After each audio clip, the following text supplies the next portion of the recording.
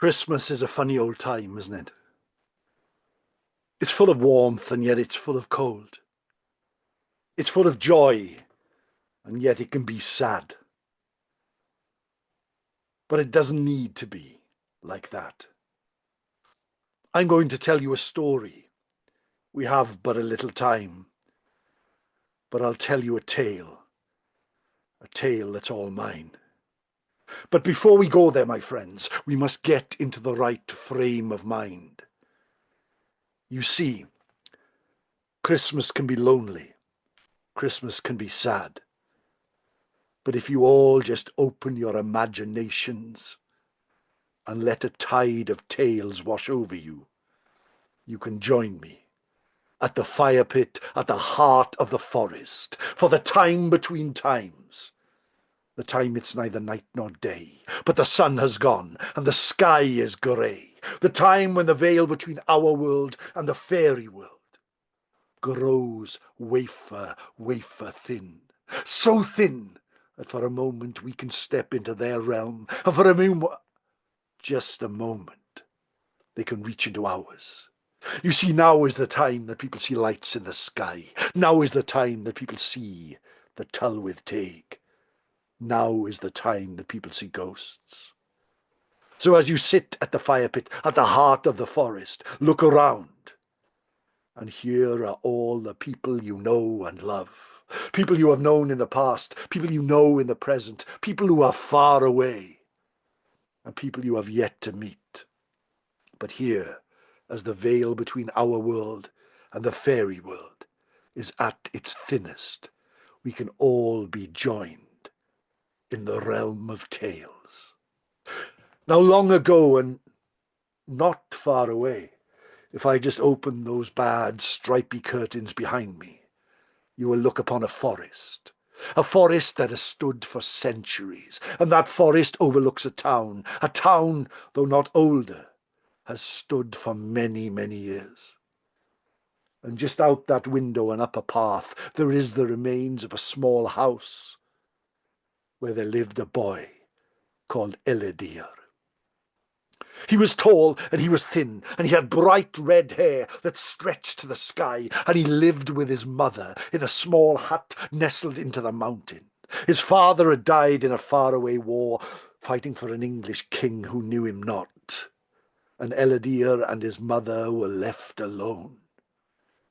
The years passed, he grew bigger, he grew stronger, and his mother grew weaker. And one day, as the sun was starting to set, at the time between times, she turned to him and she said, "Elidyr, my son, tomorrow in the town of Neath, in Castellneath, there is a market, and every boy will be offered for apprentice. Go and make your life, and make it true. There is nothing left for me, but there is everything for you. So go." Elidyr kissed his mother on the cheek and made his way down to town, where sure enough the fair was around. There were dancers, there were jugglers, there were bears, there was song, and in the middle of the fair there was a stage. And Elidyr climbed up onto the stage where all the other boys were stood, and stood proud and tall in the middle. As the sun rose, the carpenter came, chose a boy on the end as an apprentice, and off he went. Then came the blacksmith, took a boy from the other end of the line, and off they went. And as the bears danced and the jugglers juggled even, the line got even shorter, until at the end of the day, as the sun was setting, there was just Elidyr on his own. He held his hands around his chest. He felt the cold. He saw the crowds grow thinner. He saw the people move away. And he knew today he would not be picked. He was just about to make his way off the stage when suddenly through the crowd he saw someone coming towards him. Someone in a brown robe. His hair cut to a tonsure, a great big black beard on his face. "Wait a minute! Wait! Who's that boy? My name is Brother Rufus. I am from the Abbey in Neath. We need an apprentice at the Abbey. You'll do, you'll do. Elidyr climbed off the stage and spoke to Brother Rufus. Right, what we want you to do. You'll need to come back to the abbey, and there every morning you will make the monks breakfast. Then lunchtime you will make them food, and then, of course, in the evening you shall make us an evening meal. You will sit in prayer, and, of course, you will live your life with us. Do you understand? Yes, sir, I do. Elidyr went back to the abbey, a great big walled building outside the town. The towers stretched to the sky. The archway going in was dark. And he went there and he worked. Every morning he made breakfast. Every lunchtime he made food. Every evening he made sure they had what they had to eat. He would join them in prayer. He would walk the grounds. And he absolutely hated it.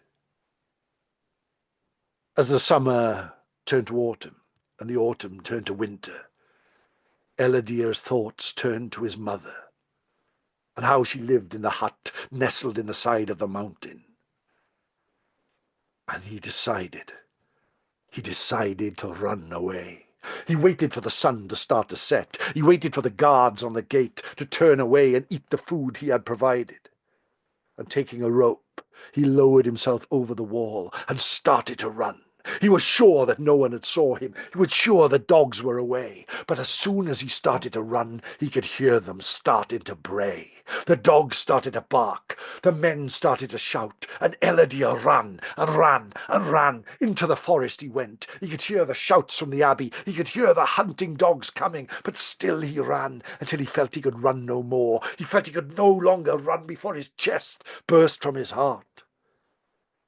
But then he came to the forest, above where his mother's house was. And he found a cave, and he clambered inside, and there at the back of the cave was a dark stone wall. And he heard the dogs come closer, and he heard the shouts grow louder, and he heard Brother Rufus calling, "Elidyr, come back here, come back!" He knew he was about to be caught, when suddenly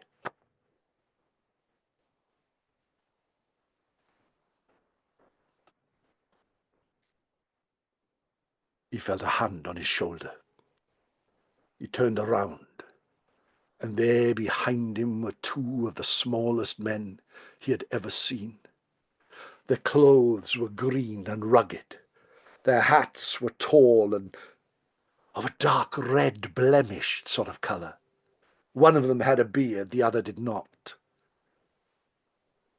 They both put their finger over their mouth, and turned to the wall at the back of the cave. One of them placed his tiny hand on the stone and started to move it round, clockwise, clockwise, clockwise, until the stone started to vanish and turn into a tunnel of leaves, twisting round and round. Went the first of the Tylwyth Teg, and stepped inside and vanished. Went the second of the Tylwyth Teg, and stepped inside and dropped into the mountain.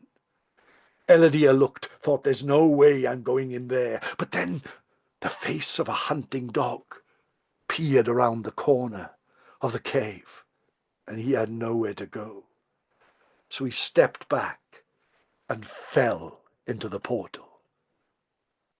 Down he went, down through the mountain, down through the stone, down till he felt he was falling to the very centre of the earth, and he thought that the fall would surely kill him. Head over heels he fell, until he landed with a thud on a pile of leaves deep within the earth. He was in a cave, and the two small Tylwyth Teg were there as well.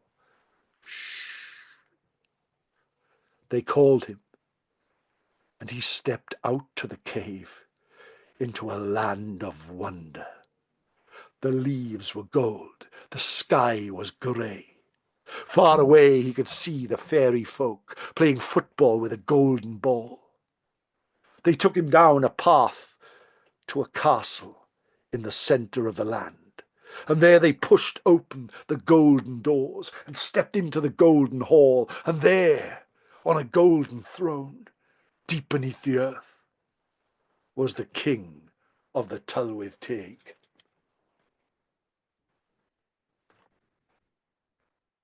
So you are the one called Elidyr. Welcome, my friend. Welcome to the land of Annwn. It's here that we look after you, and you are indeed blessed. But know this, down by the river there is a golden house, and in that golden house there is a golden table and 2 golden chairs. There is a golden plate, a golden knife and fork, and there you will be fed every day. And you can live here with us, here in the land under the ground. We have only 2 rules. You can go home once a year, on the day they call above Christmas Day. And you must never, never, never, ever, ever take anything from us. Do you understand, my friend? I understand. I do. Elidyr was taken out of the castle, and sure enough, down by the river, where the river ran red, and the river ran green, and the river ran gold, and all the colours he could think of, there was a small hut, and he stepped inside. And sure enough, there was food aplenty, and sure enough, there was treasure aplenty. And every night as the sun set in the land of Annwn, he would step outside and play football with a Tylwyth Teg under a fading sun. Every night he would eat his fill. Every night he would drink of the golden nectars the fairies would provide. And this was the greatest thing he had ever known. But the year passed as years pass, and he began to miss his mother. Because even though she was only a call away, a shout away, the throw of a stone away, it was like she was at the other side of the world. But he chose, and he waited until Christmas Day to make his way back to the cave, and he placed his hand on the wall and made the hand, and he lifted up and came back into the land above the town of Neath, and he saw his mother's hut. And he rushed down, his feet crunching through the snow. Far away he could hear the church bells ringing. He could hear the carol singers singing. And he burst through the door of his mother's house. And he found her in bed, her face a deathly pallor, her voice no louder than a mouse's. Elidyr, my son, I thought you had gone. I can see that you are well. I can see that you prosper. I can see that you have everything you ever wanted. Now go and leave me, for I here have nothing. He kissed her on the cheek again and walked back to the tunnel, placed his hand on the wall, turned it round and round, stepped inside and vanished down into the mountain, deep as he came, went back to his house next to the river that ran of many colours, took off his coat. I can't do it. I can't leave my mother. I can't leave my friends. I can't leave it. He placed his hand on the golden table and picked up a golden fork, placed it in his pocket inside his jacket, and stepped outside once more. The fairies were playing football with the golden ball. And he stepped forward back to the cave, placed his hand on the stone, felt the stone on the skin of his hand, and started to turn it round until it vanished and turned into the tunnel of leaves. He stepped inside and vanished back to the world that you and I know well. And he ran down to his mother's house. He ran and ran with the wind in his face. The church bells were still ringing. The cold was still biting. Christmas Day was still upon him. And he burst through the door. And there, sitting on the bed, was the king of the fairies. Elidyr, you have let us down, my friend. There was only 2 things I asked you to do.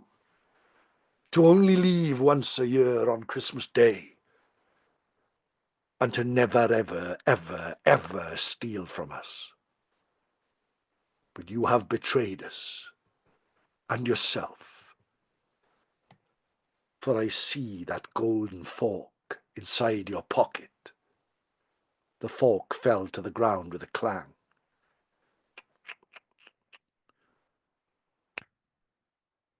The fairy king snapped his fingers, and the house vanished, and Elidyr appeared in the cave again. But this time no time had passed, and the great hunting dog was barking outside. Brother Rufus looked in. "No, there, Elidyr!" grabbed hold of him, and he was dragged back to Neath Abbey, to his life as an apprentice, where he was kept in a cell until his punishment was done. And the boy grew to be a man, and eventually that man became Elidaris, the head, the abbot of Neath Abbey. And although he gave his life to God, he gave prayer, he knew love, he never forgot his time in the land of Annwn with the Tylwyth Teg.